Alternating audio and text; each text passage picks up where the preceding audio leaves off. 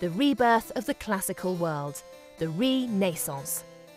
Florence became the capital of a new epoch. It is where the greatest scholars and countless artists worked at seeing the world in new ways. Michelangelo Buonarroti came from a small town nearby.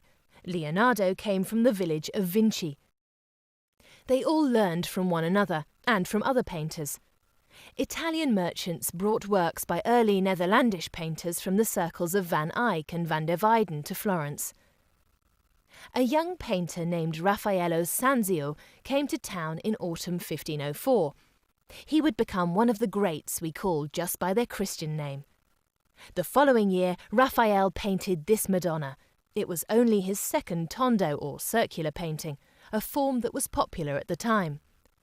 Raphael was just 22 years old and was keen to learn. An infrared photograph reveals that the Madonna's hand was originally under her son's foot. Then Raphael painted over it. It was from Leonardo that he borrowed the graceful new gesture of her hand.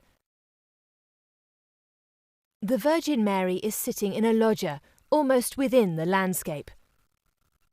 She is not ethereal or otherworldly, but belongs to this world. Raphael enhances the realism and depth of the landscape by blurring the contours in the distance, a technique known as sfumato. In this too he was inspired by Leonardo. It is no coincidence that this tondo bears some resemblance to Mona Lisa, which Leonardo painted around the same time in the same city. The Madonna's face, however, is very much Raphael's creation. He too sought perfect beauty. Nobody else could paint such wonderful children, angels, and above all, women. Their delicacy, grace, and warmth still have the power to enchant. It was said that some of his models were his lovers. Raphael swiftly rose to fame, and in 1508, Pope Julius II called him to Rome, where he created frescoes that surpassed anything ever seen. But he only had a dozen more years to live. He was already a legend when he died in 1520 at the age of just 37. For centuries he has been considered one of the greatest artists of all time.